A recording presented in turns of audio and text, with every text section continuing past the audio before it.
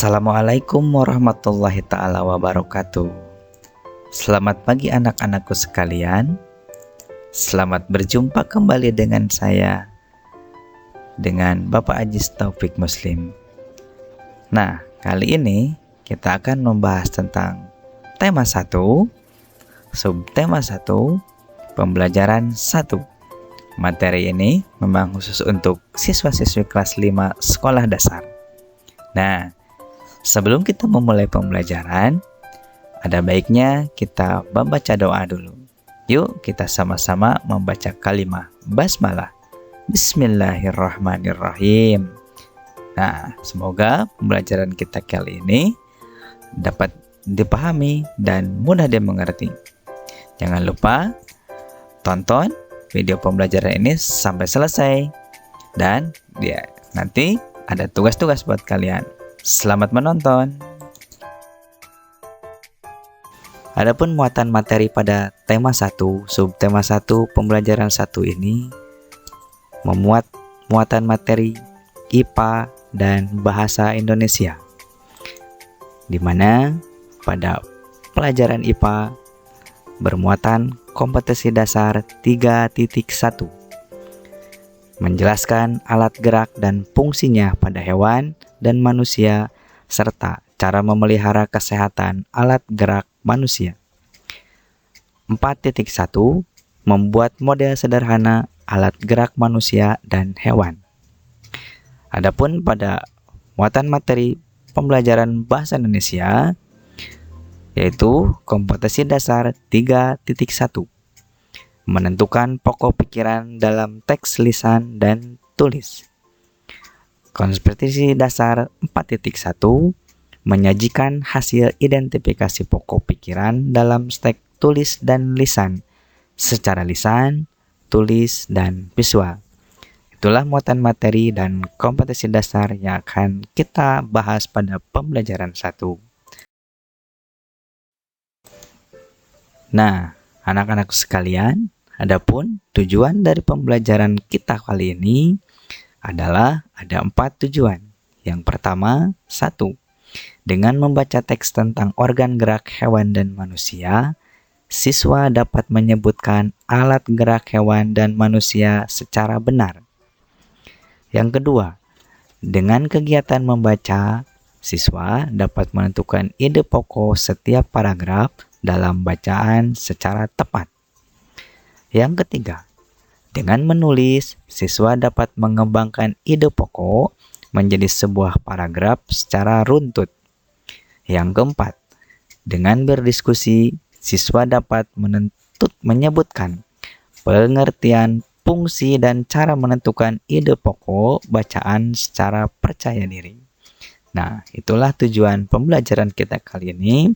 Jadi, nanti kita akan disuguhkan dengan bacaan teks, dan juga ada kita kegiatan menulis, dan kita juga nanti ada kegiatan diskusi. Oke, itulah tujuan kita pembelajaran di. Nah, anak-anak sekalian, kita bisa lihat di sini. Tentunya kita bisa mengamati gambar. Nah, di sini ada 2 orang ya.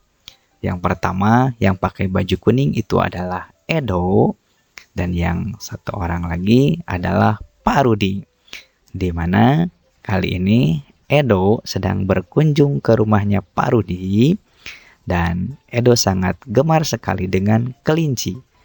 Maka Pak Rudi membawa jalan-jalan Edo untuk melihat-lihat kelincinya Pak Rudi. Nah, sambil melihat-lihat, tentunya Edo sangat penasaran dan bertanya, "Pak, lucu ya kelinci-kelinci itu, bulunya tebal dan gerak-geriknya lincah. Kenapa kelinci-kelinci meloncat dan berlari dengan lincah seperti itu ya?" Nah, jadi Edo sangat penasaran, kenapa ya kelinci-kelinci itu sangat lincah bergerak seperti itu. Ayo, kira-kira adik-adik ada yang tahu gak nih, kenapa kelinci bisa gerak-geriknya sangat lincah seperti itu? Ayo, Nah, benar sekali yang sudah menjawab nih. Pak Rudi pun menjawab, benar. Kelinci dapat bergerak lincah karena didukung oleh organ-organ geraknya. Pada dasarnya, organ gerak kelinci serta hewan lainnya hampir sama dengan organ gerak manusia. Nah, jadi kelinci sangat lincah itu karena mereka memiliki alat gerak. Itu sehingga para kelinci sangat lincah dalam bergerak. Jadi, tanpa organ gerak, kita tidak bisa melakukan kegiatan apapun. Itu ya. Jadi, adik-adik sekalian, dengan kita memiliki organ gerak, kita bisa bergerak sangat lincah dan kita bisa melakukan apapun.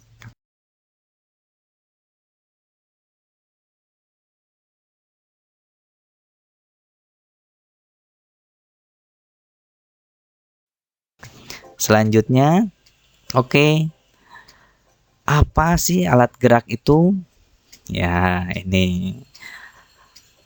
Alat gerak hewan dan manusia itu terdiri dari dua. Yang pertama, alat gerak aktif dan yang kedua, alat gerak pasif. Ya, jadi alat gerak hewan dan manusia itu terdiri dari dua jenis, ya. Ada gerak aktif, ada juga alat gerak pasif. Alat gerak aktif itu adalah terdiri dari otot. Oke, jadi alat gerak aktif itu adalah otot. Otot adalah sebuah jaringan dalam tubuh manusia dan hewan yang berfungsi sebagai alat gerak aktif yang menggerakkan tulang. Jadi, otot itu adalah jaringan dalam tubuh manusia dan hewan yang berfungsi sebagai alat gerak aktif yang menggerakkan tulang. Nah, kalau alat gerak pasif itu kira-kira seperti apa? Nah, alat gerak pasif itu adalah terdiri dari tulang. Oke, tulang atau kerangka merupakan jaringan tubuh yang kaku dan terdiri atas sel-sel yang tertanam dalam antar sel keras yang berlimpah. Nah, jadi kenapa tulang itu disebut alat gerak pasif? Karena tulang itu sifatnya adalah kaku dan keras, sehingga tulang itu tidak bisa bergerak. Dan otot itu adalah yang bisa bergerak, sehingga disebut alat gerak aktif. Pada akhirnya, otot pun yang menggerakkan tulang. Nah, kira-kira ilustrasinya seperti ini ya. Gambar di situ, bagian yang kita tampak seperti daging itu terdiri dari otot sebagai alat gerak aktif. Dan yang kita tunjuk itu tulang adalah sebagai alat gerak pasif. Nah, itulah adik-adik sekalian, alat gerak hewan dan manusia itu terdiri dari dua ya. Yang pertama alat gerak aktif adalah otot, dan yang kedua adalah alat gerak pasif yaitu tulang. Oke, kita di sini kita punya sebuah teks bacaan nih. Kalau kalian mau lihat, kalian bisa cek di buku kalian di halaman 3. Ayo dibuka dulu. Nanti kita baca bareng-bareng ya. Oke, sudah dibuka ya di buku halaman 3-nya. Di situ ada teks bacaan tentang organ gerak manusia dan hewan. Nah, paragraf 1, yuk kita baca bareng-bareng. Salah satu ciri dari makhluk hidup adalah bergerak. Secara umum, gerak dapat diartikan berpindah tempat atau berubah posisi sebagian atau seluruh bagian dari tubuh. Makhluk hidup akan bergerak apabila ada rangsangan yang mengenai sebagian atau seluruh bagian tubuhnya. Lanjut, paragraf 2. Gerak pada manusia dan hewan menggunakan organ gerak yang tersusun dalam sistem gerak. Organ gerak berguna untuk berjalan, berlari, melompat, meloncat, memegang, menggali, memanjat, berenang, dan sebagainya. Lanjut paragraf 3. Organ gerak pada hewan dan manusia memiliki kesamaan. Alat-alat gerak yang digunakan pada manusia dan hewan ada dua macam, yaitu alat gerak pasif berupa tulang dan alat gerak aktif berupa otot. Kedua alat gerak ini akan bekerja sama dalam melakukan pergerakan. Kerjasama antara kedua alat gerak tersebut membentuk suatu sistem yang disebut sistem gerak. Kita lanjutkan di paragraf 4. Tulang disebut alat gerak pasif karena tulang tidak dapat bergerak dengan sendirinya. Tanpa adanya alat gerak aktif yang mengaruhi tulang, maka tulang pada manusia dan hewan akan diam dan tidak dapat membentuk alat pergerakan yang sesungguhnya. Walaupun merupakan alat gerak pasif, akan tetapi tulang mempunyai peran yang sangat besar dalam sistem gerak manusia dan hewan. Paragraf terakhir, paragraf 5. Otot disebut alat gerak aktif karena otot memiliki suatu senyawa kimia yang membuatnya dapat bergerak. Pada saat otot yang menempel pada tulang bergerak, otot tersebut akan membuat tulang bergerak. Tadi teks bacaan yang kita telah baca ada 5 paragraf. Nah, adik-adik, kira-kira tahukah kalian? Tadi kan kita ada dalam paragraf-paragraf tersebut ada ide-ide pokok tuh yang dapat kita temukan. Ayo, ada yang tahu tidak? Apa yang dimaksud dengan ide pokok? Ayo, ada yang bisa menjawab? Oke, pintar sekali. Benar sekali ya bahwa ide pokok adalah gagasan yang menjadi dasar sebuah paragraf. Ide pokok disajikan dalam bentuk kalimat utama. Kalimat utama yang memuat ide pokok ini bisa berada di awal paragraf, di tengah paragraf, atau di akhir paragraf. Nah, jadi adik-adik sekalian, ide pokok itu adalah gagasan yang menjadi dasar sebuah paragraf. Itu ya. Jadi nanti kita akan belajar bagaimana cara menemukan ide pokok dari bacaan-bacaan yang telah kita baca tadi bersama-sama. Oke ya. Sekarang ayo kita coba berlatih. Nah, dari teks bacaan yang berjudul Organ Gerak Manusia dan Hewan terdiri atas 5 paragraf. Jadi yang kita baca tadi terdiri dari 5 paragraf. Judul bacaannya adalah Organ Gerak Manusia dan Hewan. Lanjutkan. Masing-masing paragraf tersusun dari ide atau gagasan pokok ditambah dengan kalimat-kalimat pengembang. Itu ya. Jadi setiap paragraf itu tersusun dari ide atau gagasan pokok dan ditambah dengan kalimat-kalimat pengembang. Nah, coba kalian sekarang ayo berlatih.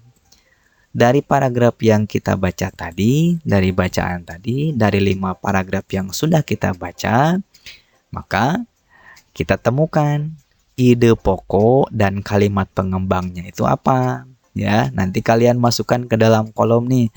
Buku halaman 4 kalian bisa buka, nanti kalian tulis di buku tulis kalian atau kalian bisa isi.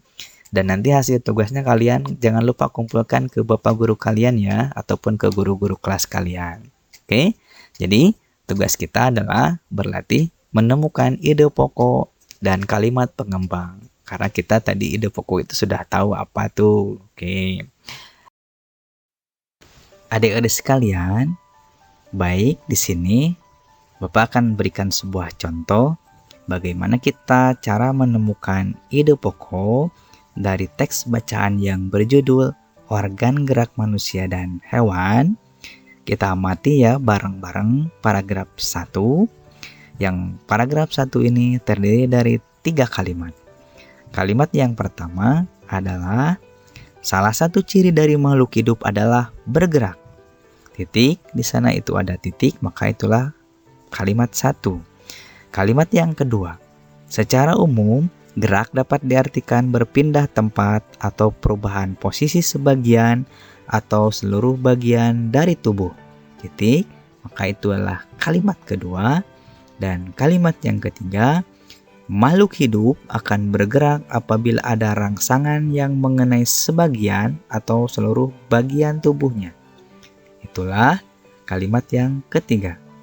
Baik, adik-adikku sekalian, dari 3 kalimat ini kira-kira kalian sudah menemukan belum ide pokok dari paragraf 1 ini ada di bacaan kalimat yang keberapa? Ayo. Oke, betul sekali. Yuk kita lihat bareng-bareng. Kira-kira ide pokoknya itu terdapat pada kalimat yang pertama, yaitu salah satu ciri dari makhluk hidup adalah bergerak. Itu ya. Dan kalimat pengembangnya yaitu berada pada kalimat yang kedua dan ketiga. Itulah ide pokok dari paragraf yang pertama. Oke, jadi sekarang kalian sudah tahu ya cara menemukan ide pokok dan kalimat pengembang dari masing-masing paragraf. Nah, seperti yang sudah kita jawab bersama tadi, bahwa di paragraf 1, ide pokoknya adalah salah satu ciri dari makhluk hidup adalah bergerak. Dan kalimat pengembangnya adalah secara umum, gerak dapat diartikan berpindah tempat atau berubah posisi sebagian atau seluruh bagian dari tubuh makhluk hidup. Nah, itulah paragraf 1. Kita sudah temukan ide pokok dan kalimat pengembangnya. Dan untuk paragraf 2, paragraf 3, paragraf 4, dan paragraf 5, silahkan kalian baca kembali teksnya pada buku halaman 4 dan kalian isi apa ide pokok dan kalimat pengembang dari tiap-tiap paragraf tersebut. Ya, itu.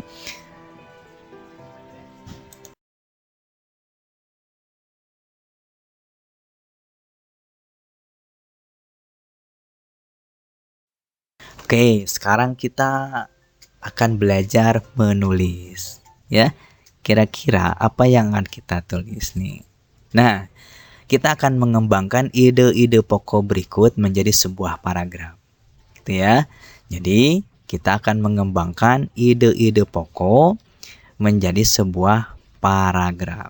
Nah, di sini Bapak sudah menyediakan 3 buah ide pokok. Ya, yang pertama adalah tentang organ gerak terdiri dari atas 2 macam. Ya, itu adalah ide pokok yang pertama. Dan ide pokok yang selanjutnya adalah organ gerak banyak sekali fungsinya. Dan yang ketiga adalah tanpa organ gerak manusia tidak dapat bergerak. Nah, itu ya. Itu adalah ide-ide pokok dari sebuah nanti yang harus kalian kembangkan menjadi sebuah paragraf.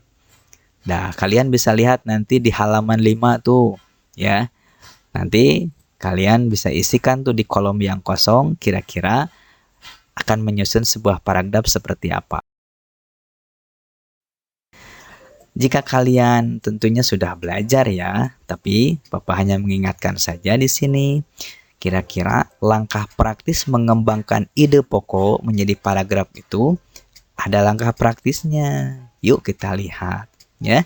Nah, yang pertama, langkah praktis mengembangkan ide pokok menjadi paragraf adalah temukan minimal 3 benda atau kata sifat yang berkaitan dengan ide pokok.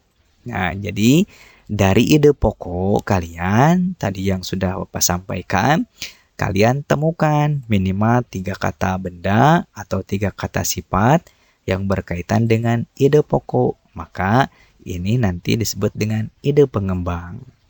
Yang selanjutnya, setelah kalian temukan, maka kalian harus kembangkan setiap kata menjadi sebuah kalimat. Maka kita namai ini dengan kalimat pengembang ya.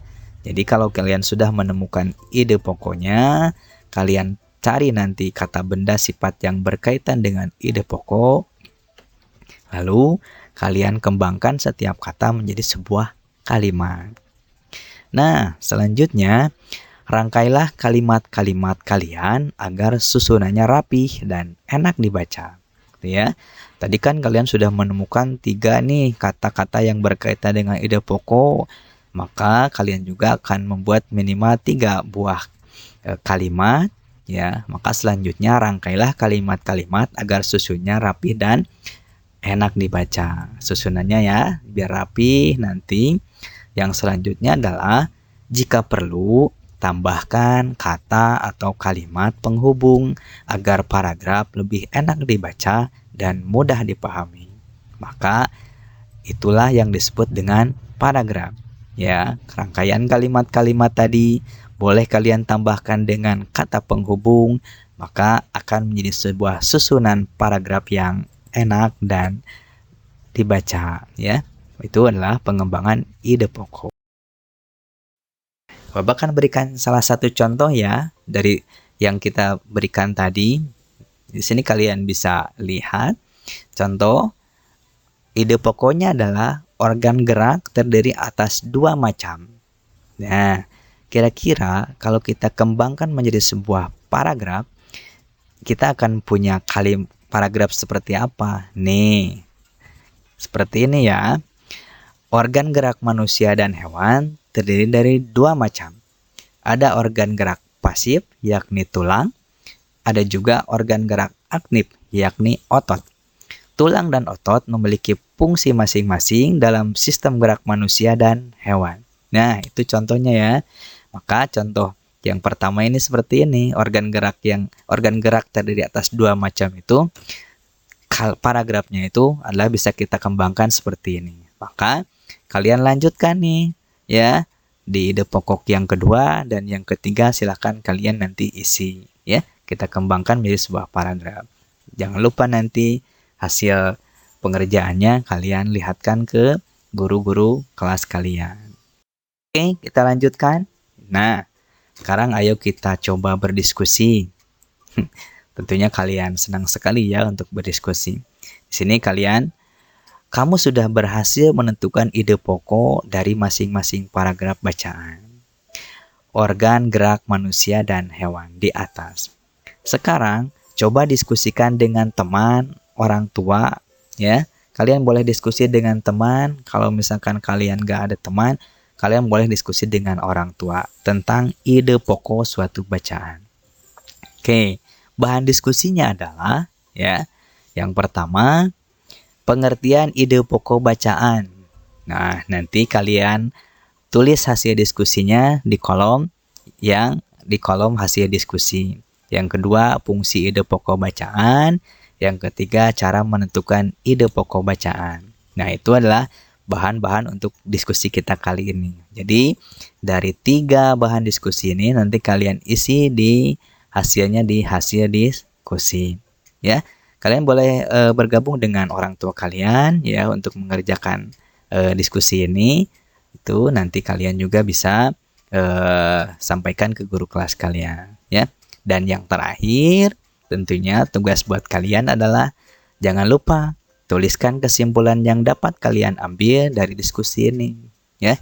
Untuk ininya kalian bisa lihat di buku halaman 6 ya, itu yang sudah kalian pegang. Nanti tuliskan kesimpulan yang dapat kalian ambil dari hasil diskusi ini, guru-guru kelas kalian.